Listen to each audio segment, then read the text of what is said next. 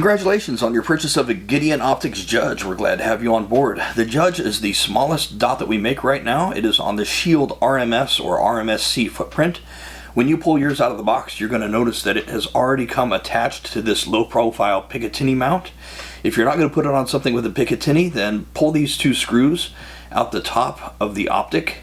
And I like to put them in there so I don't lose them. And I'm going to set this aside because we're going to put it on a pistol slide today. Now that I have the Judge by itself, I can flip it over and I can see the electrical contacts underneath. I'm going to take a CR 2032 battery. This one's an Energizer. I also like Duracells. Either one is fine. And I'm going to press this into place with the positive plus side facing towards the bottom of the optic. So the plus side faces this way and the negative side faces towards the glass in the optic. Let's go ahead and turn on the optic, pushing the brightness up button once. And I can see, this is a green one. So I've confirmed that the optic works before I put it on the pistol slide. Okay, I've pulled out my Glock 48 slide. The 43X will be the same way. I have a bare slide here with no barrel in it, no recoil spring. I'm going to take my wrench that came in the Judge box. It's a T10 Torx or Star, depending on how you like to call it. Turn these two screws lefty-loosey and remove the cover plate. Don't lose this. Put it in a baggie, put it in a drawer, but you don't want to have to order one of those separately from Glock. Here's our footprint. We've got 4 recoil bosses, 2 front, 2 rear, and 2 screw holes.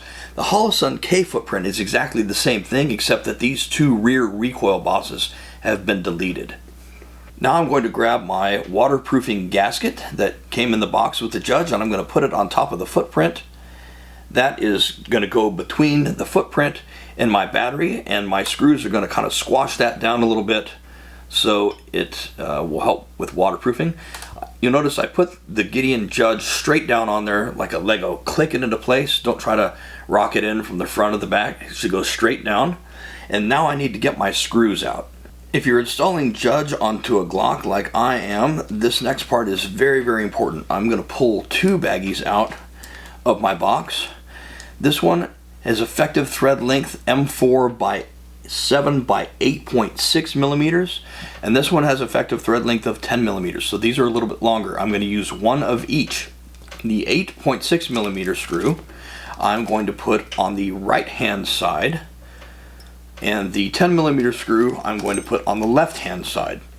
The reason is so the 10 millimeter screw gives me maximum thread engagement as I go around here on the left hand side, but I don't want it to be that long on the right hand side because I don't want it to hit the channel where the extractor spring plunger and the extractor spring are, because it'll bind up the plunger, prevent the extractor from working, and turn my Glock into a malfunction trainer.